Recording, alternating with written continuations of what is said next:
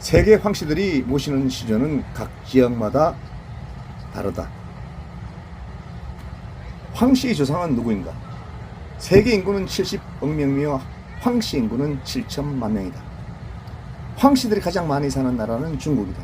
한국은 70만 명에 불과하다. 황씨들은 황제 헌은공의 후손이라고 한다. 이유는 황제의 황자를 따서 즉 황씨들의 성씨를 사용하고 있기 때문이다. 그런데 황제 헌은공은 중국의 모든 성씨의 조상이라고 한다. 황씨만의 조상이 아니라는 점을 주목해야 된다. 중국인의 모든 성씨의 조상이다. 염제와 신동씨는 중국인들의 조상이 아니다. 그렇다면 황씨는 중국인인가? 황제는 분명히 동이족인데 중국인들은 그 사실을 부인하고 있다. 먼저 황제 헌은공은 누구인가부터 알아보도록 하겠다. 소전의 아들로 중국 신화의 신이자 현효와 청량의 아버지였으며 요 임금과 우 임금의 고조부였다. 성은 공손 또는 희였고 이름은 헌원이었다. 그래서 공손 헌원, 황제 헌원씨, 헌원씨라고 부른다. 그 이외에도 유중씨라고도 하고 재홍씨라고도 부른다. 흔히 알려진 명칭인 황제라는 명칭은 제위 기간 중에 황룡이 나타나 토덕의 상스러운 징조가 있었다고 하여 붙여진 것이라고 한다. 사망에 이어 중국을 다스린 오제의 첫 번째 군주이며 사실상 신하로 여겨진 사망과는 다르게 황제를 필두로 한 이들 오제들은 실존한 제왕들로 추앙되었다. 그 중에서 황제는 중국 문명의 시조로 여겨졌다. 황제 헌은공은 누조 원비에게서 3명의 아들을 낳고 다시 3명의 부인에게서 28명의 아들을 두었다. 그리고 14개의 성씨가 생겨났다. 황제의 첫 아들은 소호 검천씨이다. 소호 검천의 아들도 많고 여기에서도 많은 성씨들이 만들어졌다. 그림에서 보는 도표는 헌은공의 둘째 아들 창의 후손으로 이어진다. 헌은공의 오대손 오희공에도 5명의 아들이 있었다. 그리고 각기 다른 성을 가졌다. 6세 육종공은 황씨성을 가진 것이 아니다. 육종공의 둘째 아들 해령공이 홍수로 인해 피해를 잘 막아내야 그 공로로 요인공에게서 산사성 태원시 분양에 땅을 하사받고 그것을 황국이라 했고 최초로 성씨를 황이라고 했고 이름을 구름 운자라고 했다. 그러니까 황씨로 씨를 받은 것은 황원공이 최초이라는 것이다. 황제 헌은공으로부터 육종공까지 수많은 성씨가 생겼지만 황씨는 분명히 운공이 처음이다. 황제 헌은공부터 육종공까지 황씨들의 조상이 아니다 라는 이야기는 아니다. 조상은 분명한데 황원공의 윗대는 황씨가 아니라는 것이다. 그런데 중국에서는 육종공이 황씨의 시자라고 하면서 사당에 은공의 초상은 없고 육종공의 초상을 걸어두었다.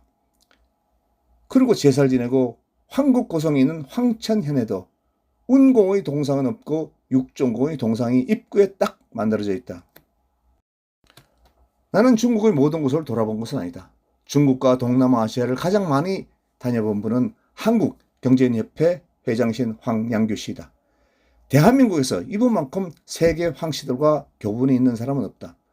내가 가본 지역은 중국 황천, 중국 무한, 싱가포르, 말레이시아의 조호르마루, 번전, 태국, 인도네시아에 갔었다. 그곳 사당에 걸려져 있는 초상 앞에서 절을 했다. 그런데 종춘의 사당에 걸려져 있는 초상이 모두 다르다는 사실을 알게 되었다. 황제 헌은공으로부터 5천년의 역사가 전해지는데 그때의 양피지나 주관 또는 구전으로 역사가 전해진 것이다. 그러니까 잘못 전해진 것도 있고 또는 누군가가 만들어 끼워놓은 것도 있다고 생각이 되었다. 각 지역의 황씨 종친회마다 누구의 초상을 걸어두고 있는지 사당에서 제를 올리면서 살펴보았다. 다만 인도네시아에서는 황씨 역사에 대한 관심이 부족하였기 때문에 태국과 인도네시아에서는 사진을 잘 찍어두지 못했기 때문에 이곳에서 누구를 모시는지는 설명하지 못하는 점을 이해해 주시기 바랍니다. 이유는 간단합니다. 놀러 갔을 뿐이지 황씨 조상 연구를 하지 않았기 때문입니다. 지금부터 초상의 인물이 누구인지, 또 각 지역의 종친회마다 어떤 사진을 걸어두고 있는지를 살펴보겠습니다. 황제 헌원공의 영정입니다. 육종공의 영정입니다. 태시조 황운공의 영정입니다. 춘신군 황홀공의 영정입니다.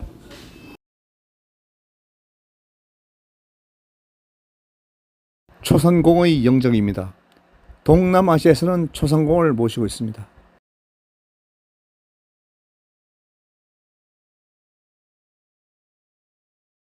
폐공의 영정입니다.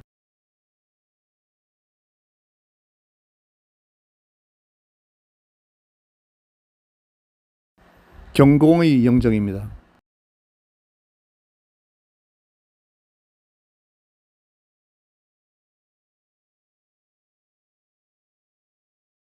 향공의 영정입니다.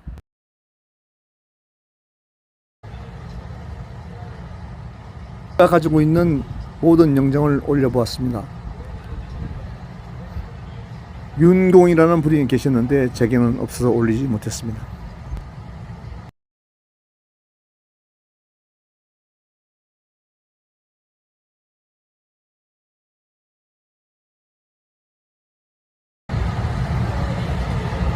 태국 사당에는 황운공과 그리고 왼편으로 두 분이 있는데 두 분은 누군지 모르겠습니다.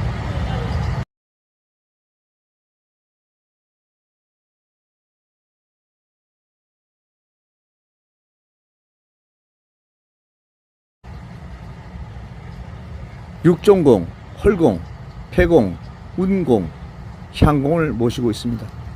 무한 종친에는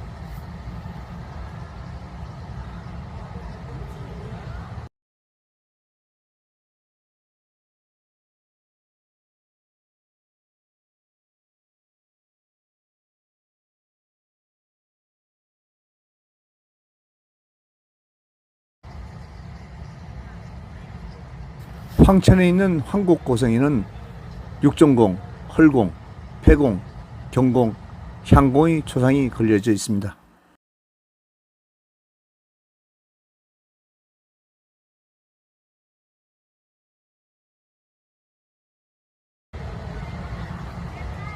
싱가포르 사당에는 황운공, 황헐공, 초상군이 걸려져 있습니다.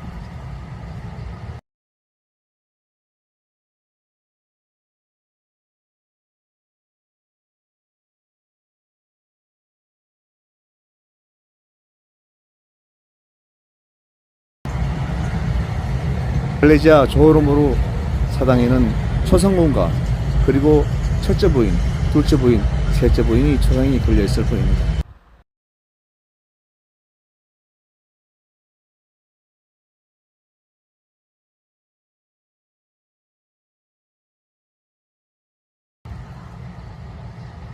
말레이시아 뻔전 사당에는 황운공, 초상군, 황시몬 이렇게 세 분의 초상이 걸려져 있습니다.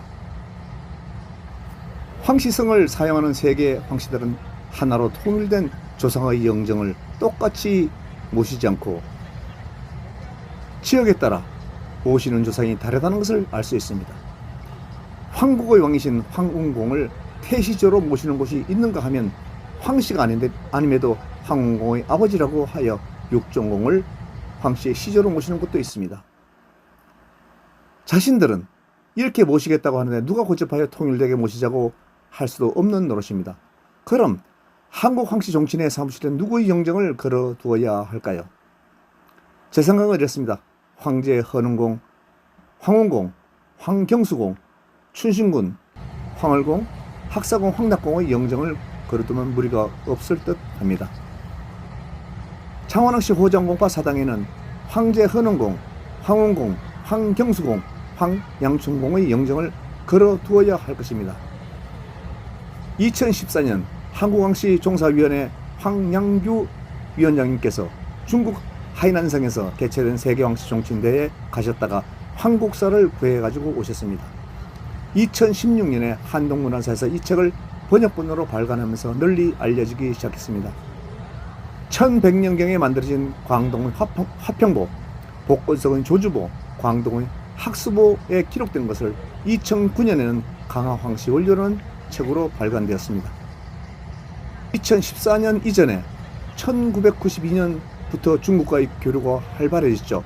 당시 창원왕씨 황철현씨가 중국을 오가며 황씨의 역사를 밝히고자 하였고 상당히 많은 자료를 가지고 오셨다고 전해집니다.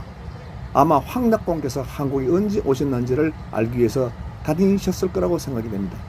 그런데 황철현씨의 개인적인 노력으로는 중국의 황국이 있었고 언제부터 시조가 누구다라는 것에 대해서 설파하셨겠지만 전해지지 않았습니다. 즉 아무 소용도 없었다는 얘기입니다. 한 개인의 노력으로는. 황철현씨는 많은 노력을 하였었고 그래서 황제 헌흥공 이의 족보를 보셨을 겁니다. 어떻게 2000년 전부터 5000년 사이의 족보가 그대로 잘 써 있을까 하는 의심도 하셨을 겁니다. 그래서 배운 곳이 있었다고 생각합니다.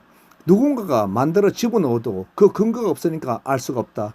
그래서 역사의 무서움을 모르고 지우기 힘든 어떤 일을 하셨다고 생각이 되는 거죠.